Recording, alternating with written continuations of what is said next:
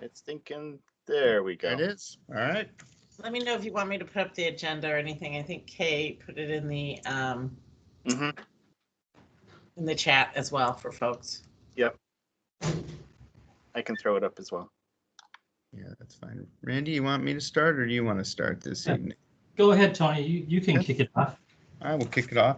All right. Well, hey, everybody. Thank you for being here. And we're glad to get started. And I don't know if you've all had a chance to see the email that Randy and I sent out yesterday afternoon, but we thought we would start tonight a little bit differently than we have in the past. And our thinking is, we're getting into the detailed writing of our report and these recommendations. And the one thing we really want to be sure, though, is that we also really capture the spirit of all these conversations we've been having for months. So it's one thing to have a lot of recommendations, which we've got a lot of really good, solid recommendations.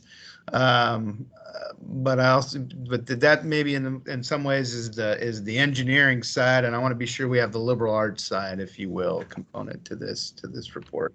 So what we would like to do tonight, before we go into our breakout groups and dive deeper into those recommendations, is we want to give everybody here 60 seconds or so to sort of just tell your colleagues and all of us, one or two things that you think you really want to see either in the report or that you think are the in my term is the essence of what you want to be, what's on your heart or on your mind about all the work that we've been doing. And so we're not looking for you to feel like you need to tell us a long set of comments here or super detailed descriptions or recommendations. We just want to kind of hear your overarching thoughts on what we've been working on.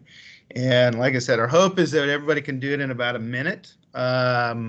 Otherwise, we'll be here, that this could eat up all of our time. And if somebody drags on, you might see me waving my arms or something like that, or to help you get out of it. So, Randy, you got anything to add to that before maybe we get rolling? Well, I'm really excited for our time together. I think it'll be good. We do want to hear everyone's voice, and we want everyone to hear everyone's voice, so to speak. And so we think that we're at the right place to do that. And but what we also wanted to do is we wanted to hit the pause button just for a minute, just to thank a couple of people for their participation on this council. Specifically, we wanted to thank Afifa and Lily.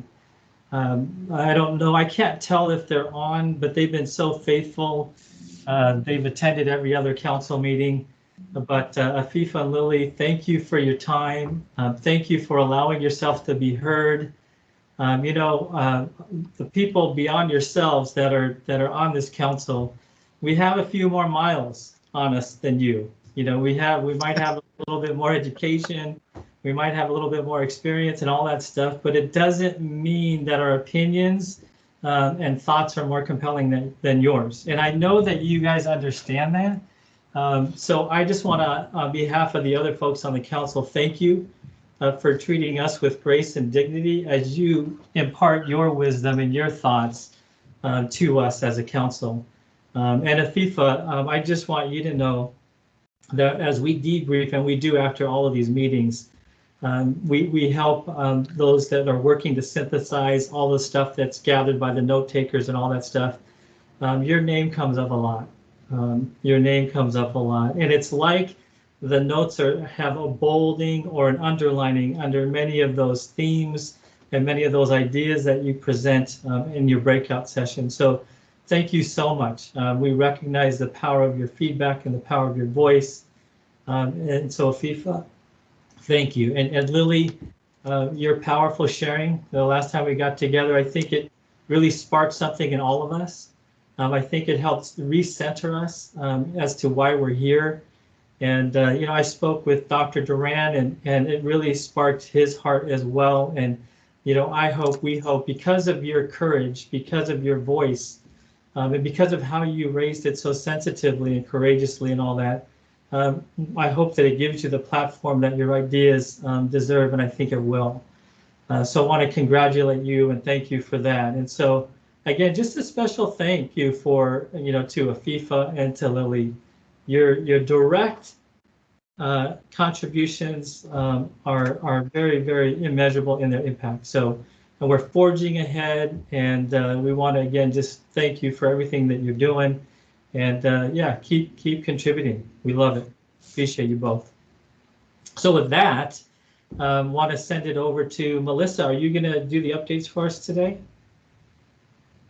Yeah, I'm happy to. I only have one really quick one, but it is a great one, and that is the couple of announcements around vaccines, and especially the announcement that the governor put out yesterday that he moved all educators, which includes not only our teachers, but our administrators, our classified staff, up on the priority list based on the urging from President Biden, sorry.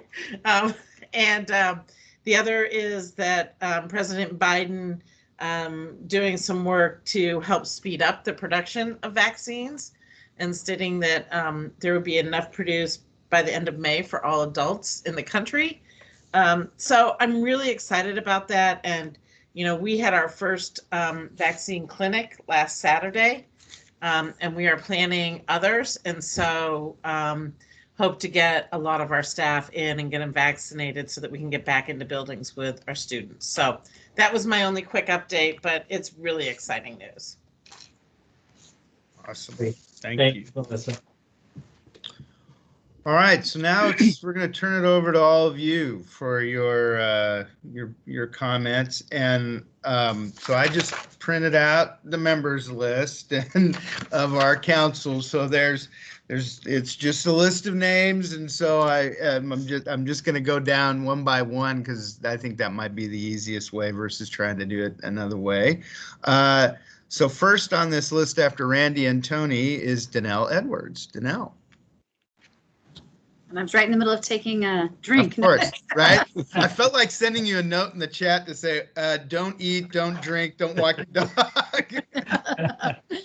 It's all good. So I would say like my quick thinking around like the heart of what we're doing, I would say in one word is our students. And so really thinking about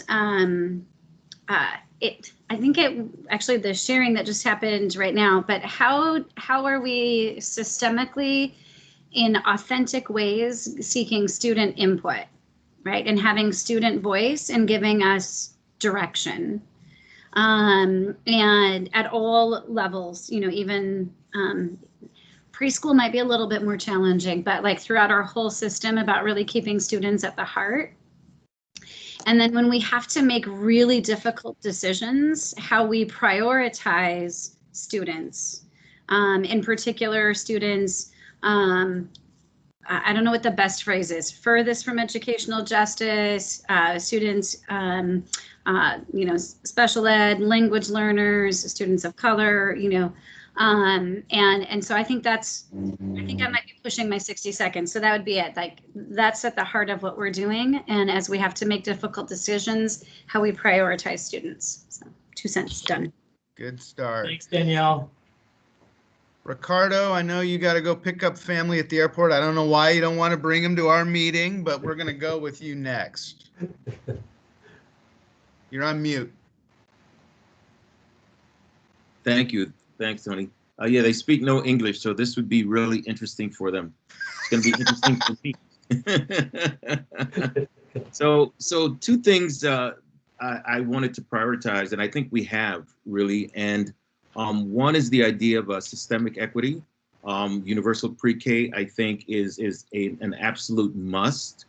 The idea of having bilingual tutors and tutors of color, I think is really important, that, the staff to a certain extent reflects the student body. And I think it allows for kids to easily communicate their thoughts, their feelings, their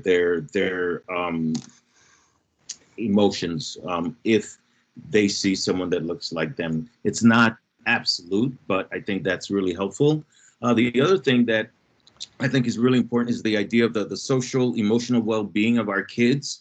Mental health is a really, really, really important aspect of things, right? School is a safe haven for kids. It's a place where they can go and feel, I don't know, included, be able to talk with their peers, be able to talk with their teachers, be able to talk with their counselors, and I think we need to continue to focus on their mental health, particularly as we come out of this this COVID situation that we're in. So that's 60 seconds. Thanks. And I think you guys are doing an amazing job with all of the items that we've prioritized. Thank you. Thank you, Ricardo. Awesome. All right, next on the list is Jennifer Fisher. Hello, I'll make this brief, but when I was reading the recommendations, I just put a big yes in explanation points by asking the district to consider dedicating or targeting resources to students versus buildings. And I think that just echoes what's already been said before, is that this is really about the individual student versus just a number in a building. Universal pre-K, and then also, recruiting teachers and educators from the BIPOC community. So those are mine. And it's been a pleasure to be a part of this process. I've learned so much. So thank you all. Thanks, Jennifer. Great to see you. Joe Fain. Thank you very much. Actually, I'm glad I'm going right after Jennifer, because she kind of stole the thunder there. I could make some flowery statements that sound good, but the reality is that we're in a crisis right now, and we will be in a crisis for quite a while longer. There are a lot of angry people out there, and I don't blame them. And we need to make sure that we're listening to them. And there are a lot of powerful interests that are taking priority in some of these conversations that we need to make sure that we recognize those interests might have outsized power.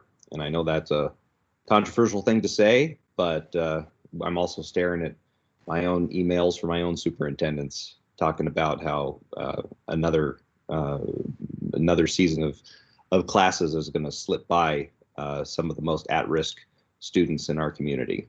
So it would be pretty remiss of us not to really acknowledge that and to know that it's going to have a huge impact. And so Jennifer's comment about dollars following kids and that linkage is really appropriate. But just to know that while this has been a great process, and I've really, really appreciated the input from the students that have been participating in this process are some of the brightest people that I have ever worked with. So impressive. But know that the work doesn't end when we drop the PowerPoint on the superintendent's desk. There is a lot of stuff to do for this community and for a lot of communities, and our work's cut out for us. Great. Thank you, Joe. Thanks, Joe. Great.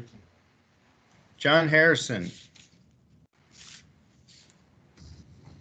I had a feeling that I'd be next. That's so bizarre.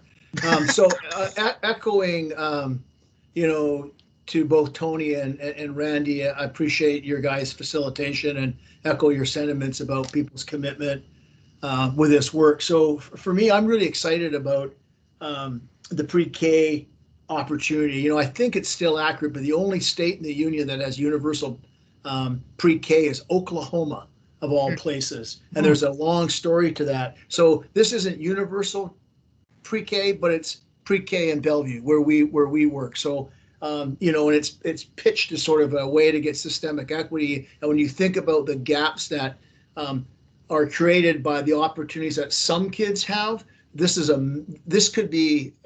should be a game changer for us. I'm really excited about that.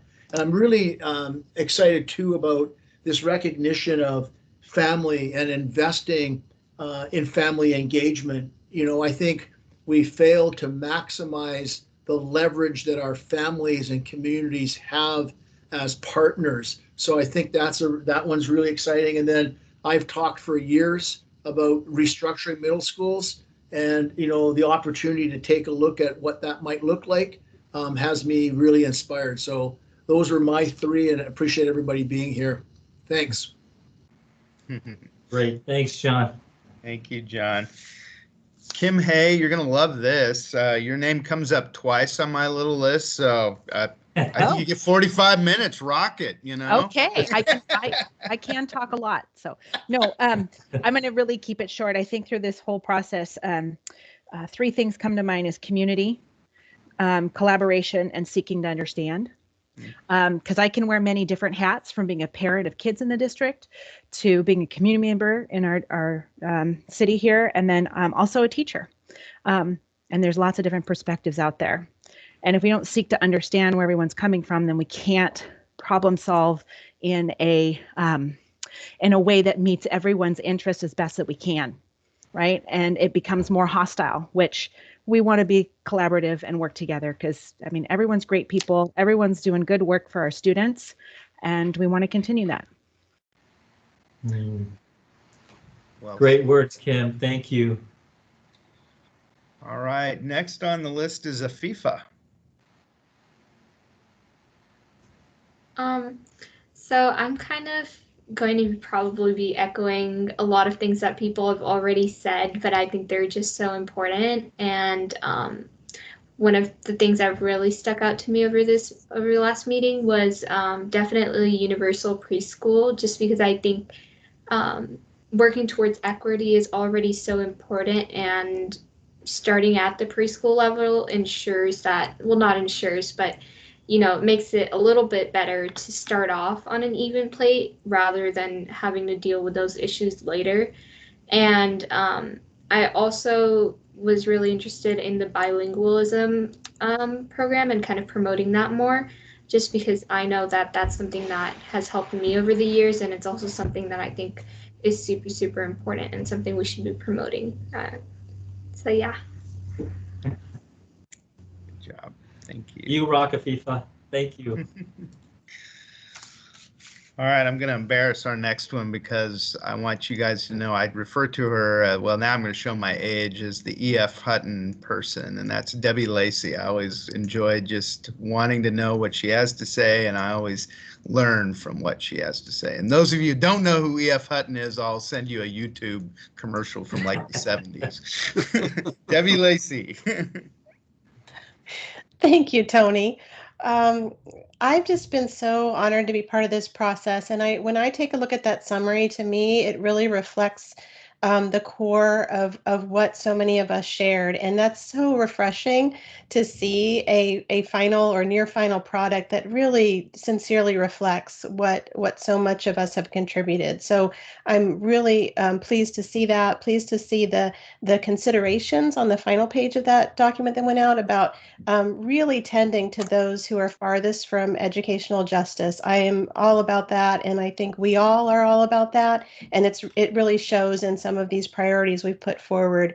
I will just end by saying that my heart is heavy today because you may know we lost another student, a Sammamish High senior, on Monday night, and following last week's death, it is just devastating. So I am so grateful that this group is committed to increasing support for mental health and for families, and thank you. Thank you, Debbie. Thank you for mentioning that. I wasn't sure if I was going to at the top, and I'm glad that you did.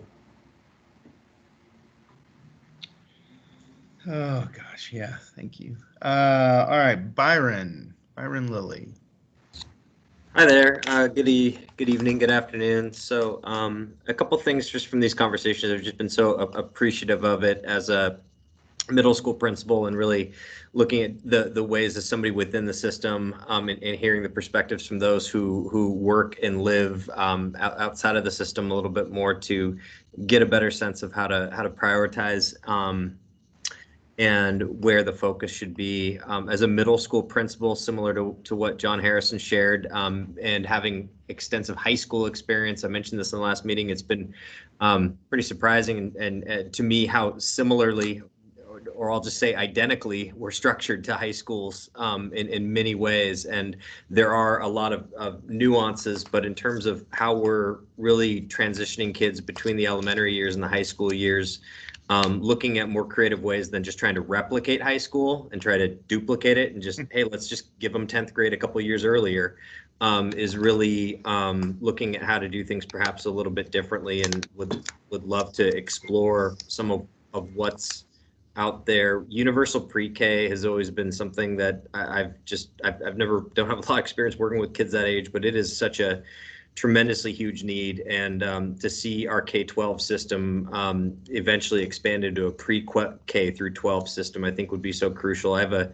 3-year-old at home, and the early childhood care and gaps that begin, the fee-based programs that serve as a tremendous barrier to so many families, and a massive privilege to many others, including myself, is a big contributor. And so seeing kids in the Bellevue community come into the Bellevue School District at the age of 4 or 5, I think would be phenomenal. And then the last thing is, as somebody who is tasked with hiring a staff that is reflective of our community, when it comes to certificated teachers, and my community that I've been working in, there is a huge disparate gap. And so bringing in, as was mentioned before by Ricardo, our bilingual and community members of color to come in and support classrooms increases the opportunities for our kids to have adults who they can connect with, who are a part of this community. It expands our definition of what an educator is. It certainly doesn't serve as a replacement to a certificated teacher, but I think it does add and enriches our overall school community. And so, I'm looking at that at my school of thinking outside the box and saying, yes, we do need more and more certificated teachers reflective of our community, and they should be considered and be a huge factor in our hiring practices. But alongside that, expanding our avenues and bringing in folks in those tutoring roles would be huge. Great. Thanks. We just so you know, we were joking the other day about middle school. I said, I hated middle school. Does anybody, so if we can make middle school something great, I'm for you, man. Why don't I come back to middle school in your school and you can coach me up, teach me up? How's that? Byron, thanks. We embrace the awkwardness here because it's all. Thankfully, you were in my group, the number 1 group, so I could explain to Tony and do the remedial thing on that. So. Yeah. He used really small words. It was really helpful. All right. I don't see her in the participants, but I'm going to call on her. Lily, are you here tonight? I got a note from Lily. She's actually not available to join us tonight. All right, Kay. Thank you. All right, Barbara.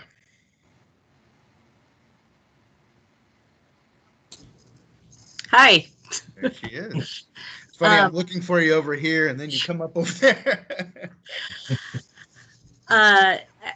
As a representative of the classified employees in SEIU 925 and AISP, I guess I just wanted to emphasize that the paraeducators, general school assistants, preschool teachers, child care workers, nutrition services and transportation personnel, and all of the office and accounting support employees are also critical to the success of the district and the students and teachers.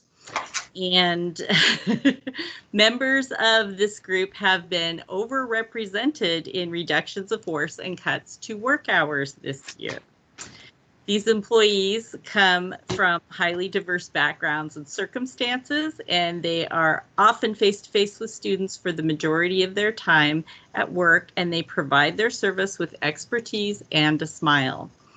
As a matter of equity, I would like to see a statement in the final report that reflects the need to explicitly include these classified employees as stakeholders in the implementation of the recommended investment strategies, so that people can keep them in mind at how they can continue to contribute in new ways or be retrained in new skills so that they can stay employed and continue to help students. Because I know most of them love their jobs and love the students, and they want to be included.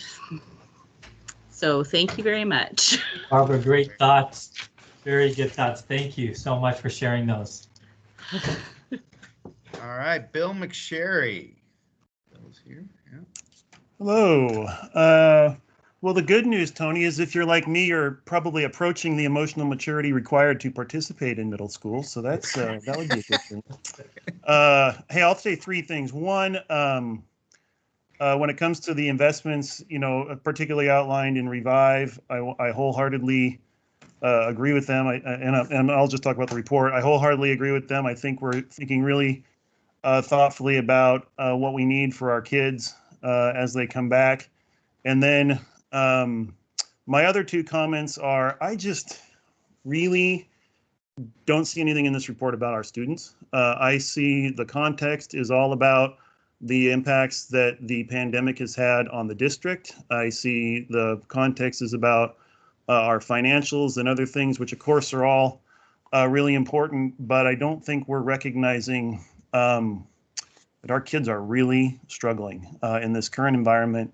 And we've got to, probably in section 6, talk about why we need to make these investments, because the kids are having a really hard time. And when they come back, they're going to need a lot of help. And then when we talk about context and the changing world and the changing demands on the district, I think we need to recognize all of that impacts our students too, but the expectations on them, unlike the expectations we're placing on ourselves, are not going down. And I think we've got to really understand that we've got to help them and support them, and they're hurting as much or more than all of us adults involved in this and the district. Wonderfully said, Bill. Thank you. Thank you. Stephen Miller. Hey, you guys, just jumped in my car because I'm with about 10 other Bellevue School District employees who've been in a parking lot of a health clinic for over 6 hours today trying to get vaccinated. And so I want to build upon what my SEIU brother and union brother and sister just said. We've done some really great work here. Danny's in line too. We're here together with my wife and, like I said, 6 or 7 other Bellevue School District employees. And she and I are both really happy with the 2-page report we've seen so far. So thumbs up on that. Very focused on the services to kids and the kids of the highest need. So we're very in favor. And we want to reiterate the part about make sure it's buildings have flexibility of how to use it, because how Medina and Lake Hills, how Sammamish and International will use these resources will differ greatly, but will be equally important.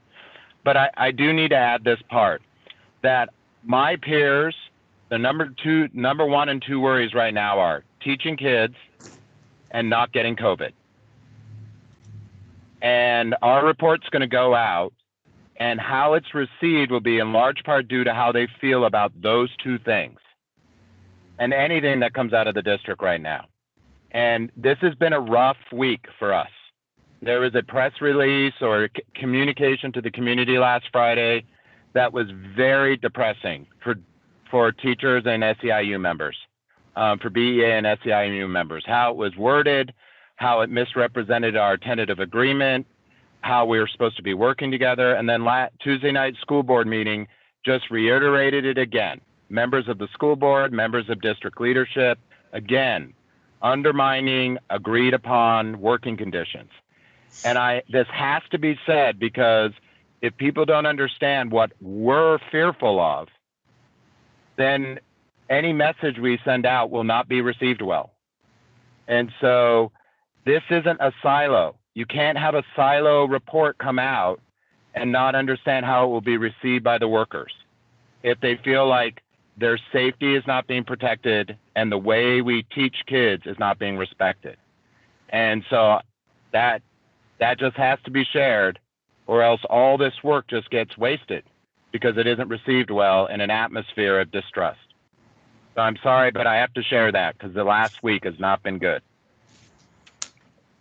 Thanks for being real, Stephen. Thank you. All right, I'm matching up the list with what I see in participants, and it looks like Julie is next. Hi. Okay, so I've got my things that I would like to say, and then Leah sent me something as well to give for input since she's not here right now. I really like the direction that we have here in part 6 and 7. I am concerned about one thing, and it kind of tags on to both Kim and my Stephen's comments, and that is when we started all of this work, we were in a very different place than we are now. The district was not as divided. Parents are divided. Administrators are divided. Students are divided. Staff is divided. And there is going to be a monetary cost to trying to heal from this trauma as we start to go back into school. And the climate and the culture of the district needs to get to a place that is a healthy place for students to thrive. So that's, to me, that's a really important piece. I'm also looking at Revive, and I'm noticing that we're really focusing on the students that are already in crisis, are already behind. And if, as a district, the kids that maybe haven't met that mark yet, but are on the edge, or they're not meeting those triggers, if they're ignored, they're going to end up going into crisis. So what kind of steps are being taken for the broad student body so that there aren't more kids that are needing the academic support and the extra counselors and that type of thing? To me, I've been kind of looking at it's like the communication has been horrible from all ends and all sides. And I have absorbed a lot of this as being a parent and trying to listen to all of the different groups. Somehow, it's almost like we need a marriage counselor to kind of bring everybody back together, do some type of postmortem, that type of thing. Okay, the last piece is kind of Leah and I both. Concerns over special ed, because that's not officially addressed. And I got to pull up what she had to say. I'm sorry. So one thing that is a concern is that within equity training is that it needs to be more than racial equity. The PD needs to include students with across the board. That and then they would prefer, from special ed PTA, would prefer that the use of SPED for special ed is not used, but instead families of students with disabilities, because it's a form of respect. So, and what does outreach look like for those families? So that is about what I have. But communication's a big one, and we need to figure out how to heal from the trauma. That's my piece. Thank you. Thank you, Julie. Thank you, Julie. John Jay. Talking about me? Yes, John Jay. Okay. No, not you. Not John. John Jay. John There Jay. she is. What I thought. Okay. Here I am. I'll try to keep it brief. Coming into this, the two things that were top of mind for me were universal pre-K and mental health. Universal pre-K because it's bothered me for a long time, the significant disparity we have in access to preschool education, in spite of knowing the significant benefits, both immediate and long-term, to our students. I'm fortunate in that I've been able to afford preschool for all three of my kids, but there are some families who cannot. And their kids are starting kindergarten already at a different baseline than their counterparts. Mental health was a huge one because it's been a huge need in the district, even pre-COVID. And I think that need has increased tremendously over the past year with all of the challenges that our students and families and just our community has faced. So that was a huge one. Equity training, and I agree that, it should go beyond racial equity, but racial equity is certainly a critical component of that. And something that has been a huge thing for me that I do hope gets included at some point is recruitment and retention of teachers of color. because again, we know there's significant benefits to having a racial concordance with the educators, and yet some of our kids go through K through 12 in our districts, never having a teacher who looks like them. So while starting with tutors is a good place to start, I do hope that we see this extended intentionally to include certificated staff. And then the final thing that, and then this feeds into culturally relevant curriculum. Again, just I would say even starting with just addressing our social studies curriculum and teaching accurate history. And finally, just to piggyback of what was just said, I think some of the investments in mental health needs to include our teachers because we started this process before all of this divisiveness happened. And now we have families pitted against each other and, families pitted against family and lots of divisive language that has come out of the district. And I have yet to see an apology or anything along those lines. But I hope at some point there is targeted communication and targeted engagement and something focused on healing, because at some point we will all be physically in the same space and we'll need to figure this out. And it might be easier to go along with some of the ugliness that's out there while we're all in the virtual environments, but this won't last forever. And I really worry about how the fabric of our community has been fractured and broken with everything that's gone on over the last, month or so. Thank you. Thank you. Thank you, John Jay. Thank you. John Stokes. I don't know about this middle school thing. I went to junior high school, and that's a whole different thing. Seriously, it's been interesting listening to this. I mean, it's fascinating in terms of the different items and things going on that people want to work on. I think, we have laid out a whole good list of things to work on, and unfortunately seems to be a little bit of a rough period here with the community and the district that I hope is not very long lasting, because what we're really working on here are things for a longer future. We're not just talking about what are we going to do in the next 3 or 4 months.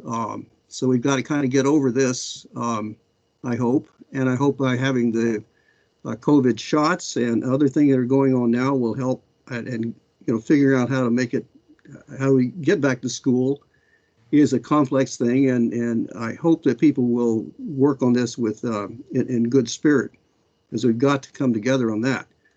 But I saw this and see this as a larger even picture than that. And I think all the things that people have mentioned are a lot of good stuff there. I tend to be very result and action oriented and looking at the overall scope of things. I feel very strongly, and particularly things we're doing in the public and in these important things, is we have to really go big. We have to think big. We have to really stretch ourselves. So I hope that the equity in all endeavors, not just in a classroom, not just in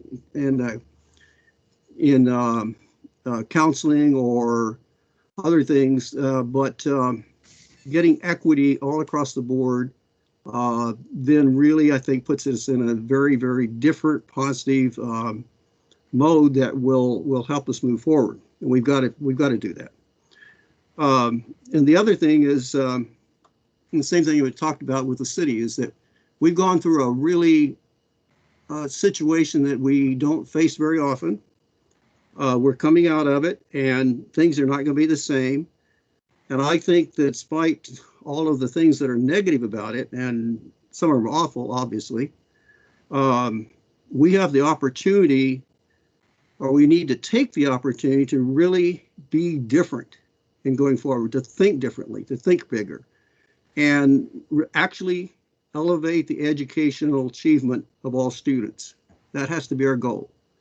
And it's easy to talk about the little pieces that go with it, but we have to put all those together. So what I'm hoping is that out of this, and I think I see some good coming from this, is that we actually can look back and say this is a period where the district and the community got together and decided we wanted to educate all children at the highest level and work between the district and the teachers and the community and the parents in a very positive and encouraging way. That's not easy, but I think that's the only thing that's going to make this really work. So I'm excited about all the details, all the programs people are talking about, and the way this thing's written out. The last thing I want to hope that comes out of this too, because this has not just been a conversation between the education community, but outside as well, and including parents and other people, is that we have a John, I need you to wrap it up. Okay, I am. Greater collaboration between the school district and the city and the community. That's it. All right, thank you. I'm sorry, this is That's the last few speakers, everybody's kind of gone beyond their minute quite a bit, so we just need to keep moving. Mark Wilbur. Thank you very much. I can be quick. I feel good about the priorities captured in the slides. I also feel it's accurate based on the group discussions I've been in, and the things I'd want to express have been articulated beautifully by other members. I'll add one small piece. It's making me smile is the restructuring of the middle school, because it kind of epitomizes a lot I've seen. I started my career 24 years ago at Tyee Middle School, and the kerfluffle at the time was that we'd changed the middle school model. It used to be language arts and social studies were blocked together, and math and science were blocked together, and electives were exploratory, and there was advisory. And we changed, and teachers were at the time complaining that we're doing high school and the middle school now. And the intent, though, was to raise academic rigor, to get every kid ready for AP classes, which the intent of, we could discuss the outcomes, but the intent was to increase equity. So we joke about the pendulum going back and forth. It doesn't feel like we're moving backwards to me. It feels like we're moving forwards by returning to attending to mental health, social emotional needs, inclusive community is what's going to move our kids towards thriving and not leave anyone behind. So I feel it pleases me to see us come full circle forward on that piece. So thank you. Thanks, Mark. Great perspective. I think we covered everybody according to my list, but I want to be sure I didn't miss somebody. Did we get everybody? All right.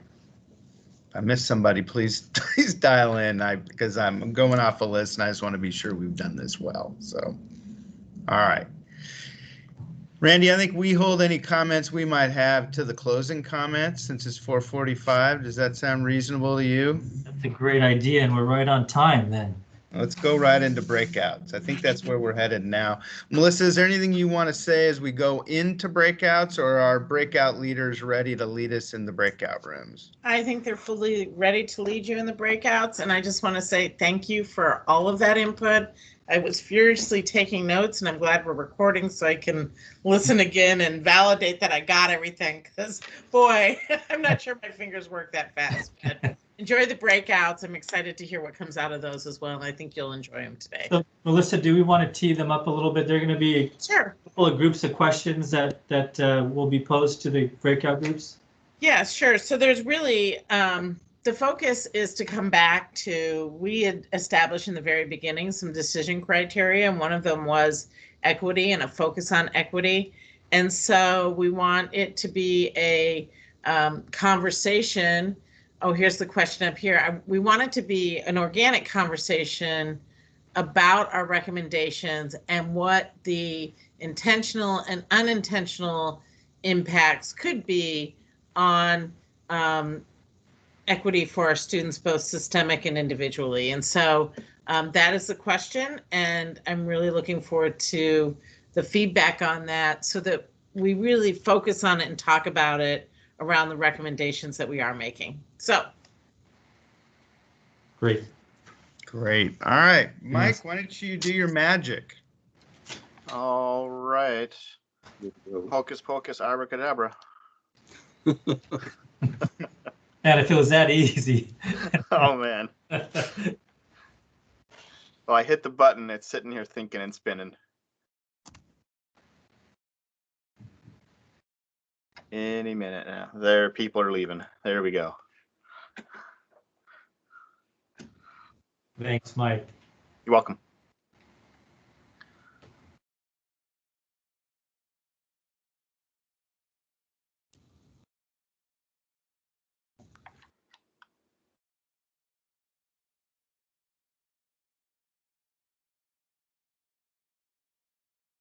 Wow, that worked. It worked. Everybody's gone. All right. Well, that was fascinating.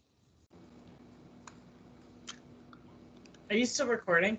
Yes. Yes. Okay. That was fascinating. Yeah, I took notes too, so we'll be Okay, able to awesome. merge them.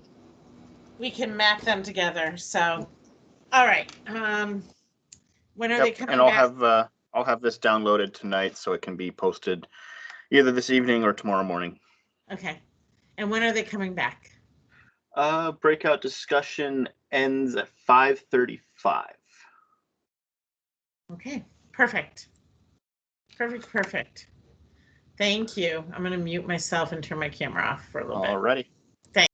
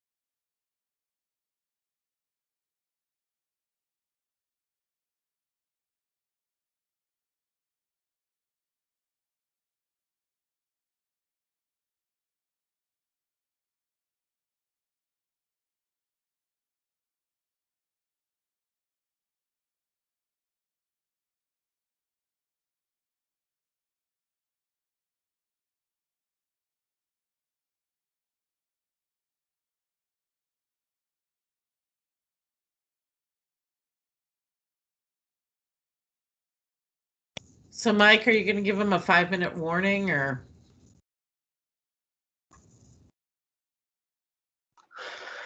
If you're talking to me. Yes, I can. What? Let me pop into the rooms and do that.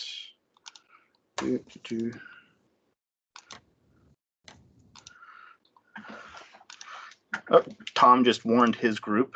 Okay. That's good.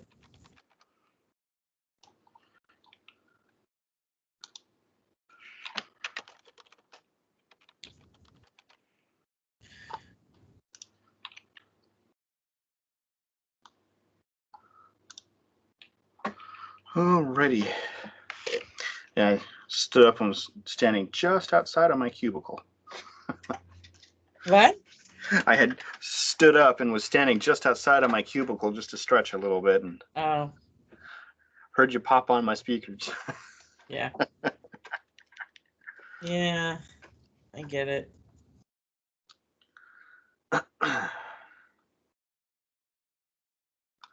We also had the 9th grade registration town hall this evening. Oh, you did? We did. So Nice. I've been kind of keeping an eye on that live event as well. Oh. But it seems like Maria Freebos has gotten her live legs. Yeah, I actually need to talk to my daughter about her class choices for next year. For district classes, yeah. Oh, for classes, period. Yeah. It's time to register. Mm-hmm. Yeah, we did a couple weeks ago the college conference. Oh, nice. That was, what, 6 live events simultaneously, and then I think 9 or 10 regular teams meetings simultaneously. Wow. That was quite the night. And then for the rest of the week, I was uploading videos to YouTube. Holy cow. So there's a whole slew of videos for college conference on there. What grade was that targeted towards? It was targeted towards the juniors. Yeah. Knowing that there would be some sophomore and some senior representation, but it was really geared towards the juniors from what I remember. Yeah, that's what I thought. So definitely what I thought. Yep.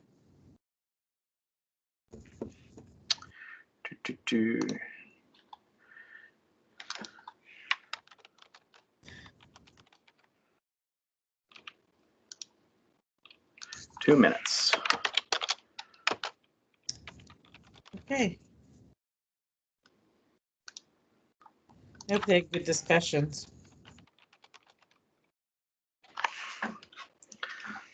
Yeah. They always seem to. Mm-hmm.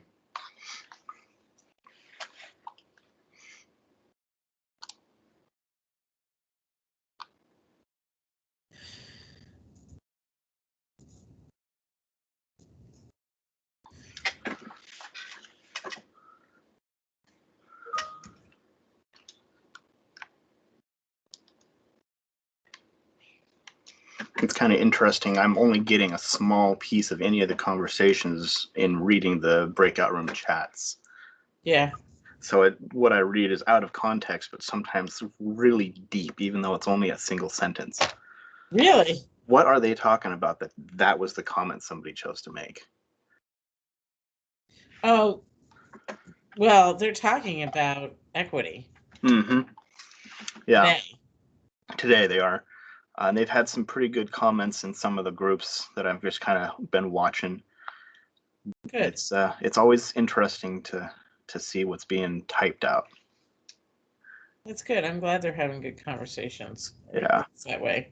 Makes me really eager to see what they report back to the group as a whole. Good.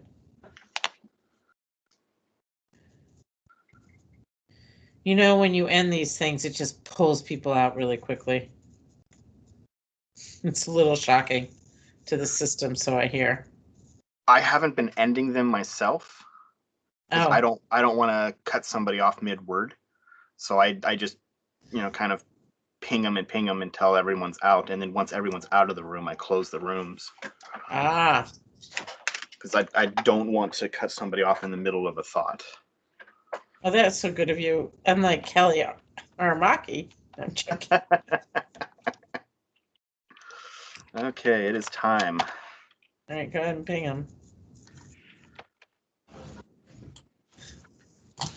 All right.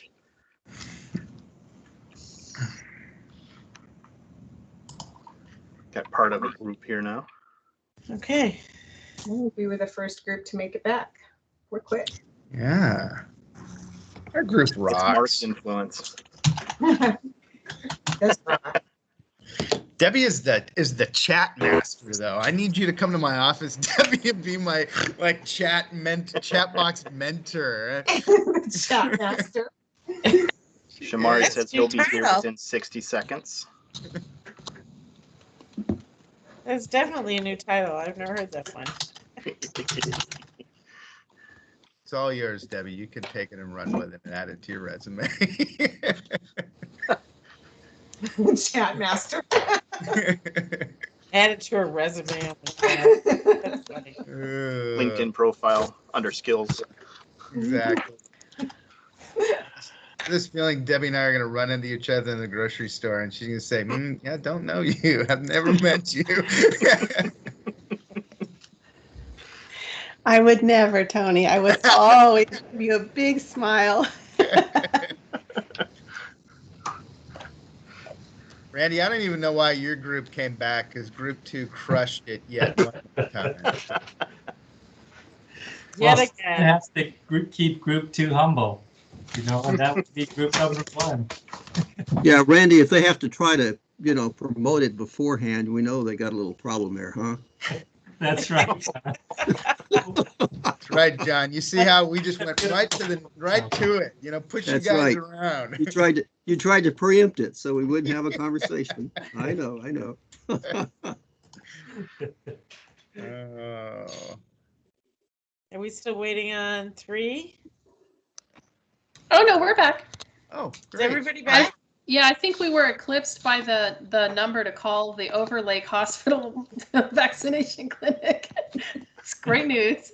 Yeah, We're I back. think actually that number works great. That they get you an appointment right away. That's awesome.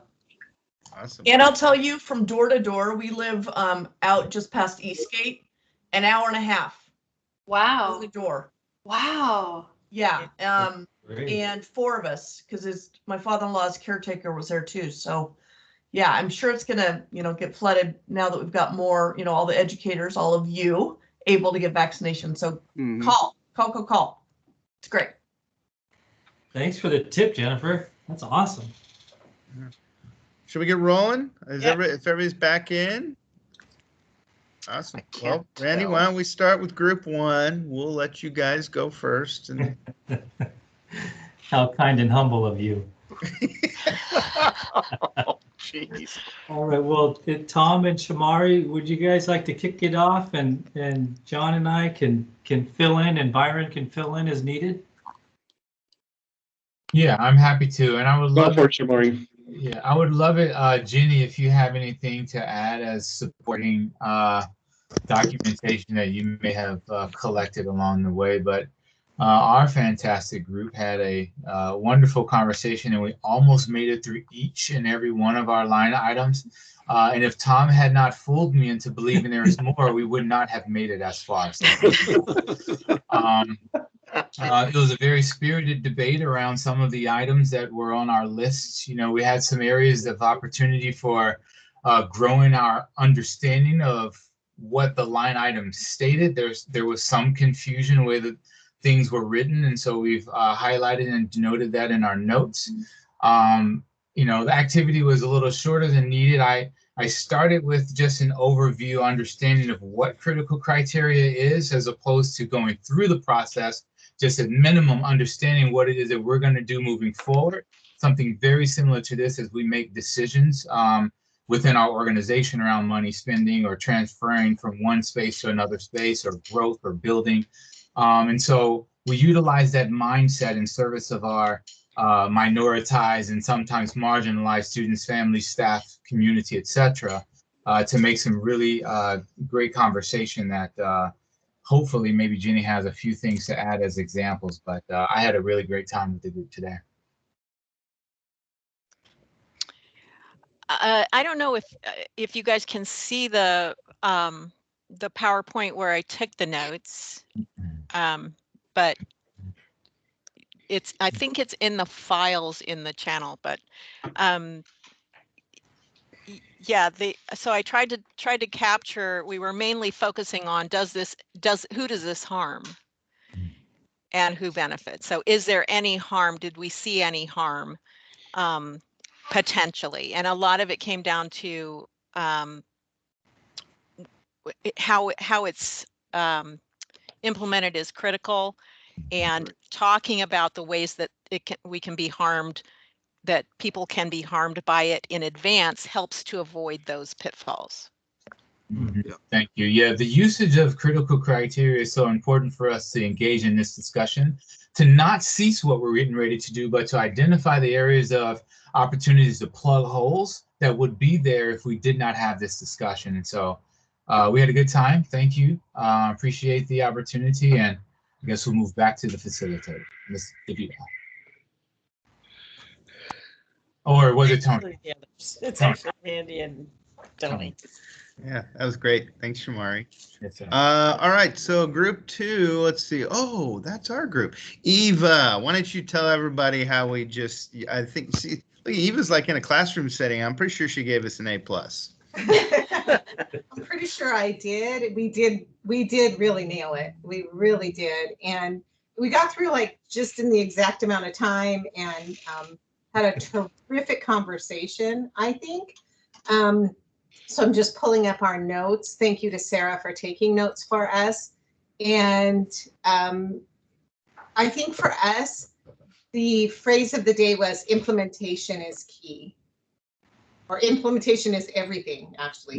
Implementation is everything. That was our key phrase that we wanted to impart on for all of you, because we have lots of really great ideas. For example, universal preschool, but if not implemented well, then we're not going to get the difference that we anticipated. Same with any of our efforts. If we don't have, like if we're going to hire new people, if we're not hiring people that match the demographics of our kids for whom that we are calling out as for this from educational justice, then we're not going to get the result that we want or expect. Particularly when we talked about hiring more counselors, more mental health specialists to support our students, our family connection folks or our family engagement folks, that these folks need to match the demographic that they are intended to serve. And we need a really concerted effort on how we do that. So there were lots of conversations about implementation. We talked about that some of the unintended consequences. So for example, with universal preschool, if space becomes an issue, what we could end up doing, that this could happen, is that we would say, oh, well, then we'll just have half-day preschool, not recognizing the impact that would have not only on kids, but also on their families. And so keeping those things in mind as we're making decisions about what was the purpose of this investment, and is it going to still have that same impact if we make some of these decisions.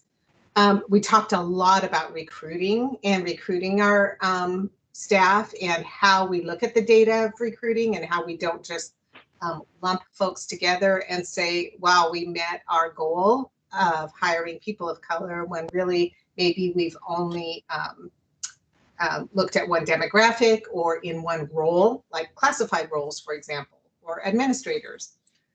So that we have to be really thoughtful about that.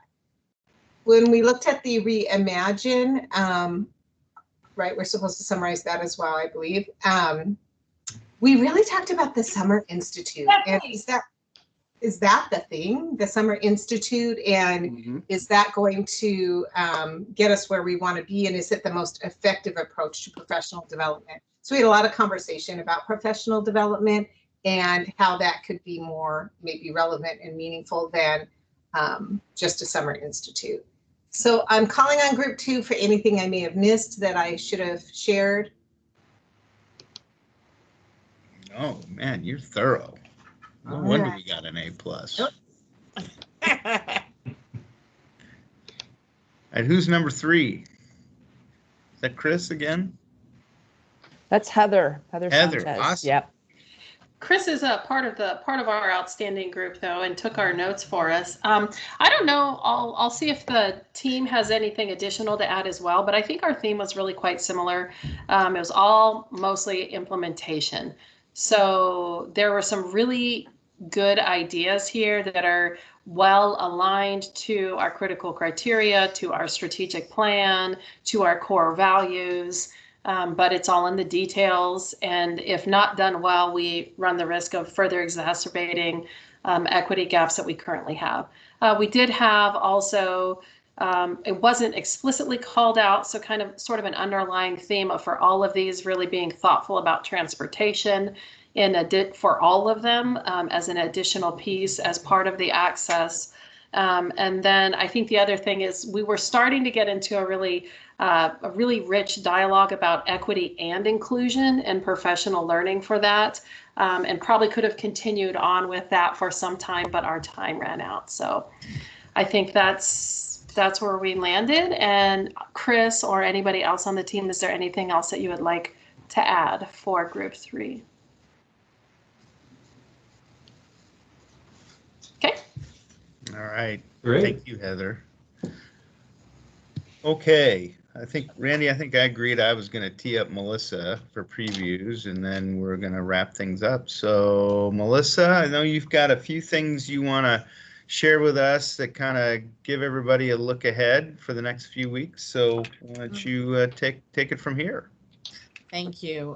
First, I am really excited to see what you guys all talked about, because I think we should incorporate your discussions from these small groups into the report, so that we make sure we close that circle around equity. You know, we talk about it as a decision maker and a driver. I want to make sure that we include it so that we recognize that it needs to be incorporated as we do the implementation planning. So thank you for that, because I think it's really critical.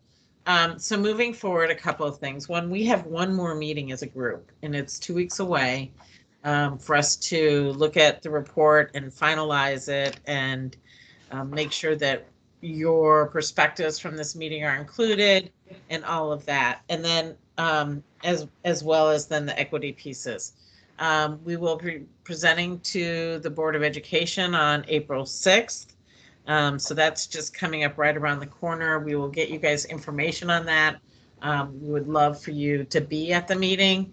Tony and Randy will primarily be leading the agenda with the board, but I really hope that you guys can attend, and we can get you introduced in that, because the work that you have done is really great work that I think the community input is wonderful, and I think the board would like to thank you as much as I've been thanking you for that.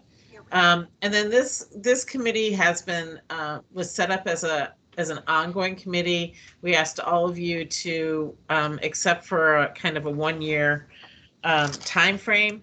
And so after our next meeting, then I think we're probably going to take a little bit of time off, and then kind of reach out to all of you and say, is this something you're interested in helping for a second year? Teeing up some other potential things we'd like to discuss. It won't necessarily be focused on this, but I think there is a role in this committee holding us accountable for this implementation, you know, making sure that we're doing what you expected us to do with all of this input, because it's fine to get the recommendation, but if we don't do something with it, shame on us, right? And so I'd really like this committee to serve in that role. Plus, there's some other things that the district is considering that really has broad-reaching community, could have broad-reaching community impact. And again, getting a broad perspective on it would be super helpful. I need to meet with Dr. Duran and talk about those because this is his advisory committee. And so I want to make sure that we're aligned with that. So we will be reaching out to all of you and saying, hey, would you like to continue on? Would you not? It is purely up to you with respect to that. So that's kind of where we're going with all this stuff. Tony, Randy, is there anything else that you would like to add to that? Well, just one thought was coming through my mind, and maybe it's because one of my bubbles up on my screen is John Stokes. And John, maybe you and I could have a conversation about you all your years on the city council, you've had groups like this provide advisory materials for the city, and it'd be great if you might think about some good lessons learned for us on what how to engage on implementation, so that I'm sure there's some times where you're like, oh, that was a really great advisory committee or something that provided some great input to the city, and here's how we made sure that got acted on, or things like that, because you might have more experience than we do at this kind of thing. So maybe you and I can have a side conversation on that. Yeah, I would love to do that, and I think we can. And as I said earlier, I really hope this is a precursor to the city and the district working together with the community, even more so. So yeah, let's do that. Okay, good. All right. All right. Well, thanks, Melissa. It's now time to start closing, and it's only 5:51. So. Oh my goodness. Yeah. Yeah. Somebody say something. Yeah. Yeah, we're just delighted to be with you all, and there's a lot of amazing things happening here. I was just reflecting on the comment that was made early on about we don't want to be a rubber stamp council or committee, right?